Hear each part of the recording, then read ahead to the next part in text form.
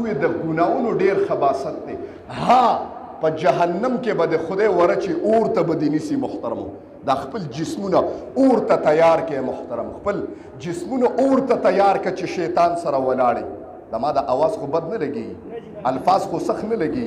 خپل جسم اور ته تیار کړه محترمو. الله وی زما وعده حق وعده د قسم دی.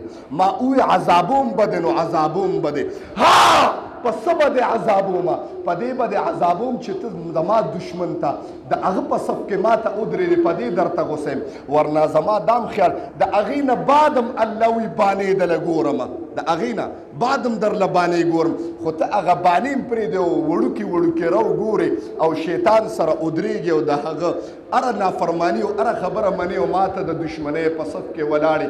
سودونه ته کې د حرامو لقمه ته ګېډې ته اچې څه نه کې بنده، نو زه به نه خفه کېږم محترمو. نو الله وی ها بانې ګورم ستا دپاره. ما وی د ګناه خباست ډېر دی.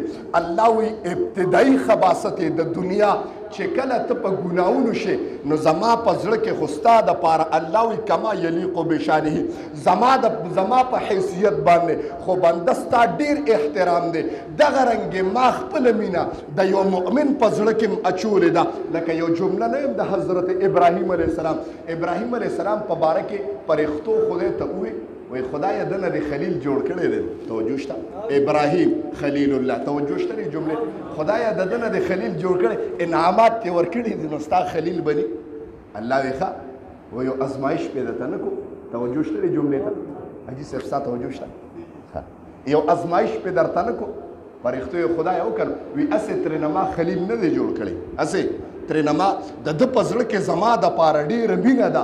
داسې بندګان اوس هم شته چې د هغې زړونه د الله او د محمد رسول الله د مینې نه ډک دي محترمه. ګورې ښه داسې مؤمنان اوس هم شته الحمدلله. او زه به تاسو یم تاسو ټول الحمدلله، اولیاء کرام یې ټول الحمدلله ووایي. ورنه مساجد نور ډېر دي خو تاسو اول صف کې حاضري کړې ده او حال هم ډک. زه لا خطبه نه ختمه کړې حال ډکي. خو دا ستاسو جذبه د دین ته محترمو. ماله څه راځي او نه ماله تقریر راځي او نه ماله د خبرو طریقه هم سمه راځي محترم، نه د خبرو په طریقه پوهېږم نه راله تقریر. خو ستاسو یو جذبه ده د الله او د پیغمبر سره نو حاضري م کړې ده د الله په کور کې اول صف کې. ورنه داسې خلک به اوس هم چې سکاوه کې به ناست، داسې خلک به اوس هم چې کور به ناست. یاره جیوې خطبې له به ورشم نو خطبې له به وي ورشم.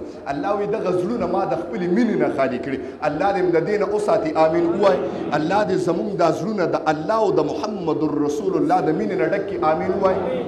نو داسې بندې ورشه پرښتو یو امتحان خو پې باندې وکړې. ښه لاړ ابراهیم علیه السلام داسې چیلې سره نو یو پرښتې اواز وکړو سبحان الله. ټول ووایه سبحان الله. اواز رانغی پرښتو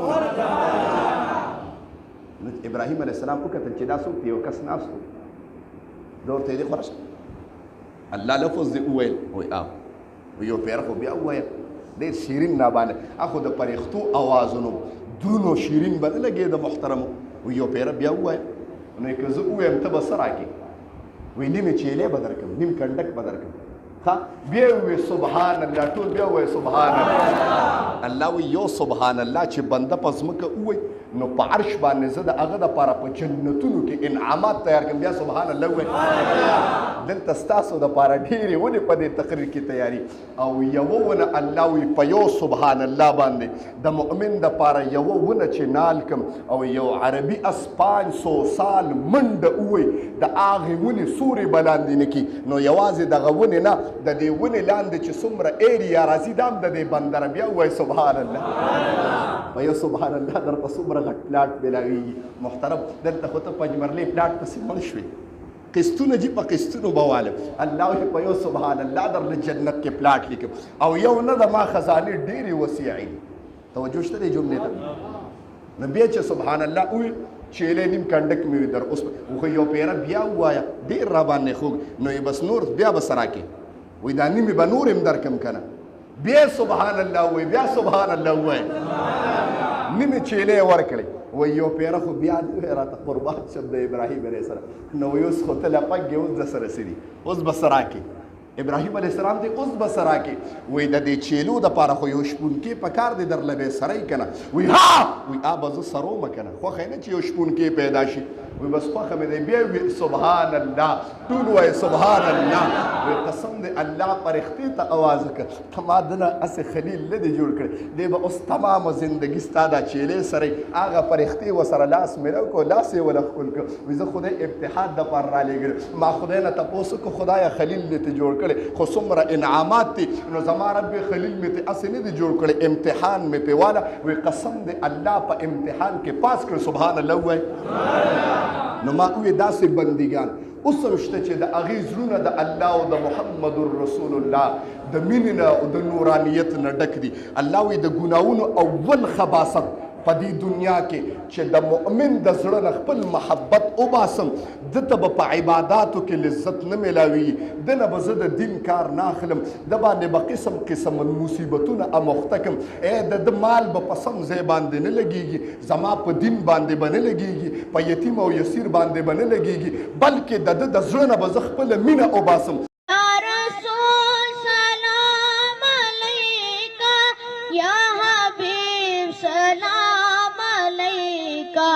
सलाम